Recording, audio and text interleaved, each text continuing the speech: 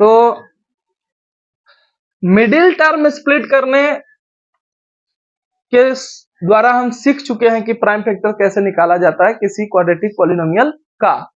अच्छा, ये सब 9th में ही पढ़ना होता है, लेकिन हम 10th पढ़ा रहे हैं, तो अब 10th के लिए भी थोड़ा बता दिए। बहुत ऐसे बच्चे होते हैं जिसे ये सब छूट गया होता है, ठीक है, कई कारण होते हैं, मन से नहीं पढ़ता है, तबीयत खराब हो जाता है, या कोई ऐसा सिचुएशन, तो हालांकि 10th तो संभल जाए, है ना, इसलिए।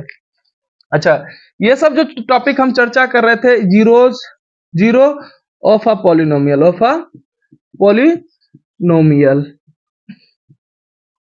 पे चर्चा कर रहे थे। अभी देखे the value of a polynomial, zero of a polynomial कैसे बना था।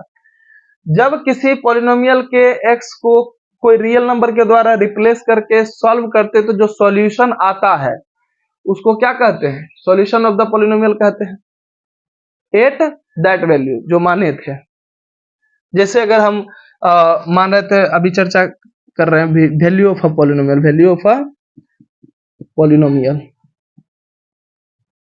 यही ना चर्चा किए थे। याद करो कि कोई पॉलिनोमियल लिए थे एक्स, ठीक है, 8x इज इक्वल टू के बोले थे। कहने का मतलब है कोई पॉलिनोमियल था, उस पॉलिनोमियल के x को हटा करके k रखने के बाद जो सॉल्व किए थे, जो आंसर आया था, दो तरह का आंसर आ रहे थे। एक तो आ रहा था कोई कांस्टेंट आ रहा था, जैसे 7 था, 3 था, 4 था, कुछ भी आ सकता है, और एक था क्या, 0 आ रहा था ना। तो जब k वो रियल नंबर जब 0 दे दे तो क्या कहलाया, जीरो ऑफ अ पॉलिनोमियल, वो क्या कहला गया, जीरो ऑफ अ।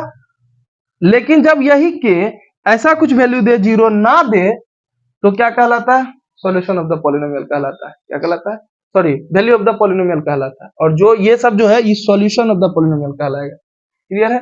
तो जब सॉल्यूशन ये सब आ जाए तो के बन जाएगा वैल्यू ऑफ द पॉलिनोमियल।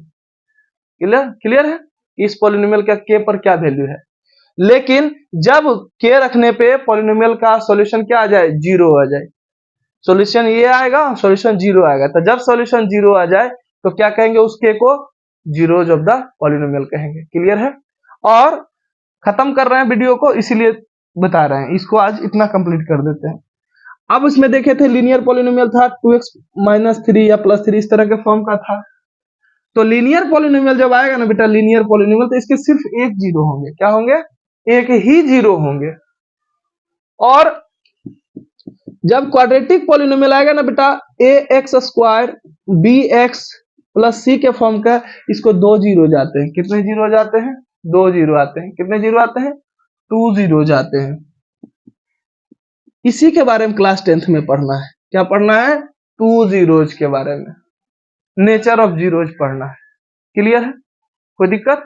तो 10th अब यहां से शुरू हो रहा है। आपका इतना सारा जो था पीछे था, यहां से 10th शुरू होगा। और चर्चा यही करेंगे कि जीरो का क्या रोल है क्लास 10th में। 9th में हम पढ़े थे जीरोज कैसे निकाला जाता है, अलग अलग तरीके का पॉलिनोमियल भी देखे थे।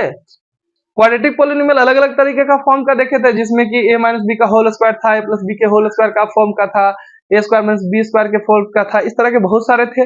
और अभी जस्ट देखे थे मिडिल टर्म स्प्लिटिंग वाले। तो फॉर्मूला बेस्ड जितना भी तो बन जाएगा, मिडिल टर्म वाला आपको प्रॉब्लम करेगा तो वो बता दिए। क्लियर है।